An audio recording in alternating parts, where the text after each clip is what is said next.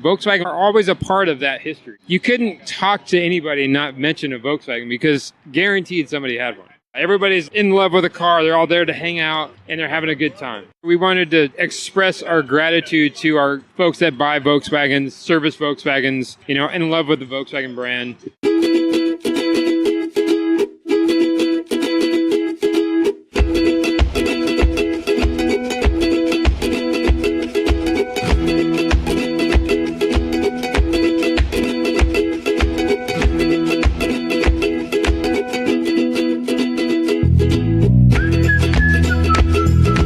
Welcome to iDriveSoCal, the podcast all about mobility from the automotive capital of the United States, Southern California. Tom Smith here, and we are, you and me, and a whole bunch of other people are out at Ontario Volkswagen in the Los Angeles suburb of Ontario, California, for the second annual 2018 style Ontario Volkswagen Oktoberfest. And joining me is Volkswagen resident guru of Ontario Volkswagen, Jimmy V-Dub Wilhide. Jimmy Wilhide, hello, ladies and gentlemen. Obviously, as you can hear by the background noise, this is a live podcast is a complete oxymoron, right? Sure. Because a podcast is never live. Right. Although with, YouTube Live and Facebook Live, we probably could do a live podcast. I mean, we'll do that one of these days. Yeah. But in this case, we are outside. You can hear the music in the background. And we are here at the Oktoberfest Auto Show, which Mr. Wilhide is one of the key organizers of. Yes. Yeah, we try to set up a really nice show for everybody to come out and enjoy the day, see some really cool cars from different generations, and have some food and drinks and hang out and talk to new interesting people on their cars. And we've been doing quite a bit of that, and actually we've already started talking about the actual event that we're here for. So I think we just dive into that. Sure. But we're also going to talk about the history of the Volkswagen Beetle. Yes. Now, because everything it all started with the Beetle, right? Yeah, it pretty much started with the Beetle for the U.S. You had a 5-passenger two-door car that everybody could afford. But the Beetle started as the people's car in, what year was it? In Germany. Was it 1934? Right after World War II? And that was the first car that Volkswagen, right? I mean, that was it. That was the first car I believe introduced to the U.S. But that was the first car they made. Yeah. Right? Yeah. And then when did it come to the U.S.? I believe it was 1934. Or no. No. Maybe 1950. Okay. 1950. So at any rate, the point is there's been a whole bunch of generations of Beetles, right? Yeah. The Beetles started the whole thing. There's so many different generations of Beetles, I don't know where to start. And there's, I'm sure there's more that we don't even know about, This is a car that was started in, they started producing after the war, And I couldn't tell you exactly when the first car was. Right. And when it started. But when it did start, it became a big crave and everybody wanted one. And what's significant about that is we're here in 2018. 2019, I believe they're going to have two versions, and then they're going to stop production yet again, at least here in the United States, right? Correct. Now, my bet is that the Beetle comes back as an all-electric platform, just like they're doing with the bus. That could be a possibility, yes. I think that would be something in their mix. And to be clear, you and I are just guessing at that. We're even though you work for Ontario Volkswagen and I work with you guys, we don't know. We're just guessing. Correct. But it would seem to be It would be a logical. surprise, if anything, yes. Right. But so the and actually I have I've done a vehicle review recently on the Beetle, the 2018. But there's going to be a 2019. I was just talking to Sean Bastian, the general sales manager here. There's going to be a 2019, and the 2019 is going to have two different trim levels from what Sean was telling me. Do you know what those are off the top of your head by chance? I'm not quite sure, but I'm guessing it's probably going to be the 1.8T, or it could be 1.4T. I'm not sure. And then they also have what we have now is the R, which you can't really get those anymore. They're gone. And then we have this new one, which is the Volkswagen Dune, which is a limited edition. Yeah, I saw somebody just buy one of those here today. Yeah, and that's a cool looking ride. Very cool. Yeah, it's got a nice aerodynamic package on it. It's got some bigger wheels on it. Stands a little bit taller. Really cool. And it's a play on what used to be done with the old Beetles, the Dune buggy, right? Correct. But this one isn't really intended. It's a wink and a nod to what that used to be, but this one isn't intended to go off-road. This one is not to go off-road, yes. You could take it off-road, but you're not going to be doing any serious driving. Right. And it is a little bit raised. It has some bigger wheels, as you mentioned, a little bit of body dancing up, about around the wheels. Mm-hmm. And the interior is really cool. It is really cool. The interior is really cool. So the point is, the Beetle is an iconic vehicle. It is a legendary vehicle, and it's going away yet again. Yes. A betting man would be wise to bet that it does come back, and I think it does come back. But nevertheless, these things, I was just talking with somebody from we're going to talk about clubs here as well. There's a couple of different clubs. There's the Scrappy Dubs Club, which you're part of, and we're going to talk to one of your colleagues in Scrappy Dubs. There's another Volkswagen club here called Old School. Yes. And I was talking to one of the Old School guys, and they were just talking about obviously Old School. They're all the older models of the Volkswagens. And they have a couple of bugs here as well as a really cool bus. And they were talking about the value of these things has just gone through the roof. Yes. So I don't know if you've paid attention, but if you watch Barrett Jackson, you watch these guys sell these buses that are completely restored inside and out, and just amazing. I mean, they're hitting $200,000-$300,000. Isn't that crazy? It's insane.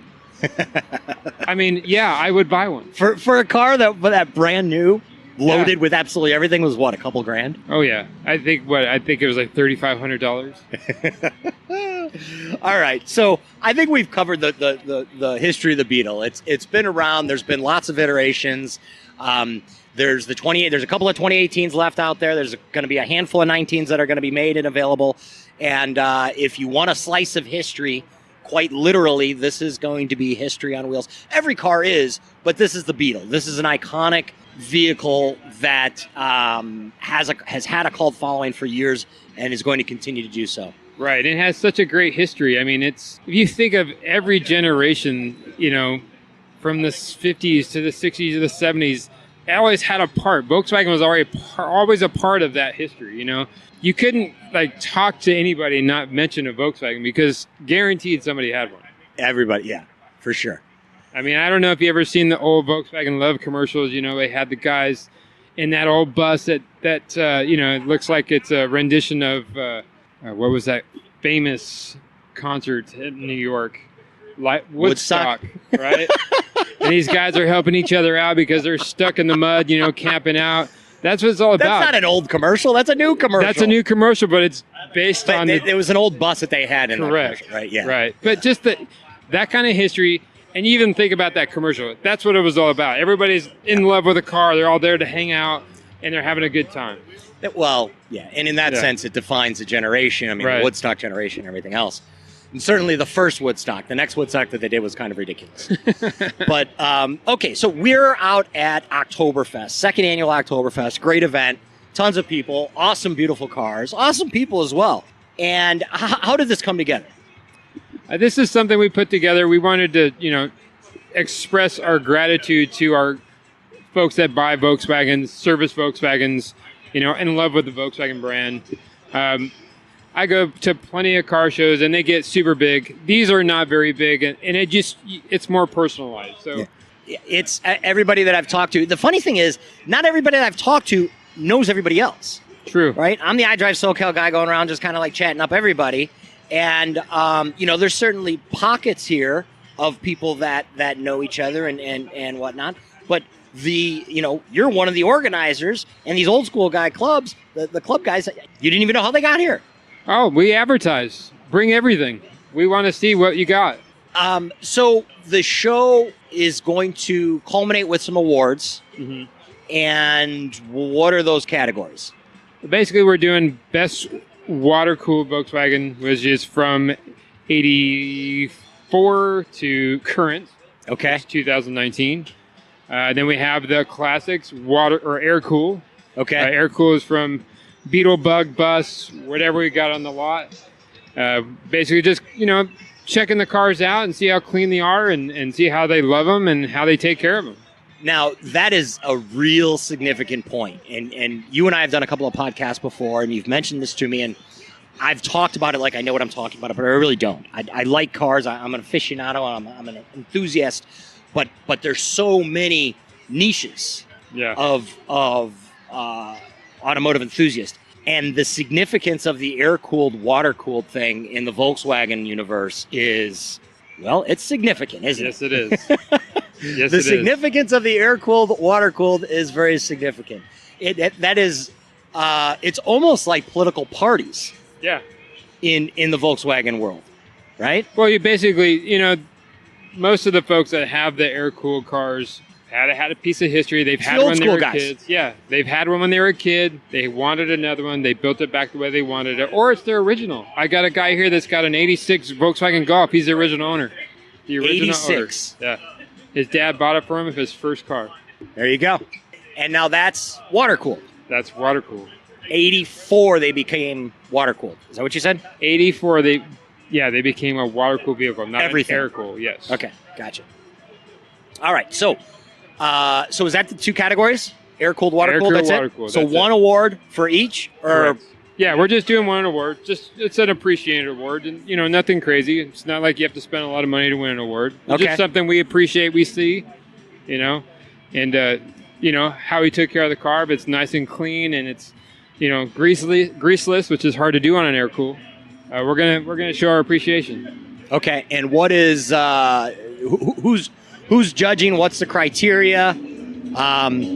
Well, I got to comment again. We're in a pretty noisy environment. We're outside of Ontario Volkswagen. Ontario Volkswagen is right by the Ontario Freeway. Airport and the 15, and there's some tuner cars that are coming and going. Right. So there's some significant background noise. But so at any rate, the judging is going to be done by I'm assuming you and a couple of others. A couple of friends of mine that they've been around a block quite a long time. What they're doing is they're looking for cars that have different features, extra features. How they built their car, what's in the car, and just show our appreciation. Okay. All right. So this isn't a really scientific measurement as far as who's going to win. Right. No, there's no judgment. It's just what we think should win an award as far as participation and how she's looking. All right. Very good. And that is for both air-cooled and water-cooled. Correct. All right. And what are we winning? It's just a little plaque. It just shows that it's a 2018 Oktoberfest car show. So you got some bragging rights there. Yeah. All right. Very cool. Something to put on your mantle. There you go. All right. Well, fantastic. Well, you can't key us into any insight as to who the winners might be. I'm not going to spill the bag just yet. All right. But we're getting close. Yes, we are. We're getting close. All right, Mr. Wilhide, thank you as always for joining me for the iDriveSoCal podcast, and thank you and the whole crew out here at Ontario Volkswagen for being a great iDriveSoCal partner. We love you guys. We love coming out here, and I'm looking forward to many more Oktoberfests to come. Perhaps I'll be participating with a V-dub of my own one day down the line.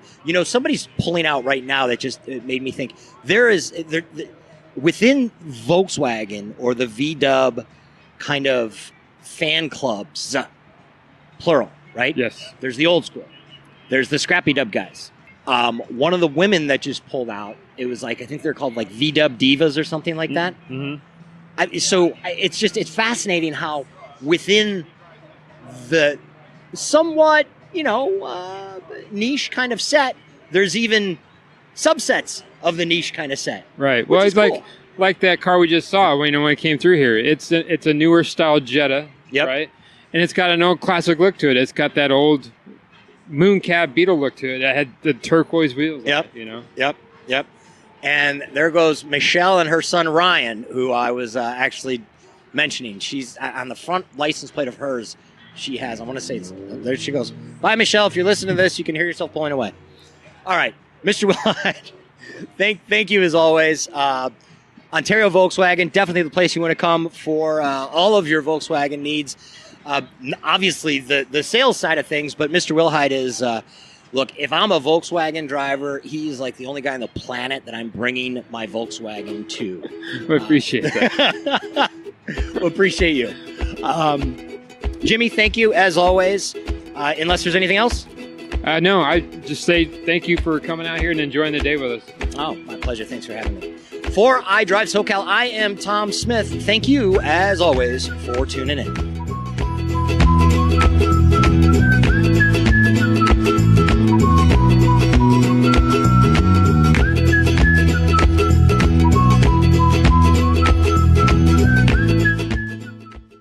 This episode was engineered and edited by Bobby Flores.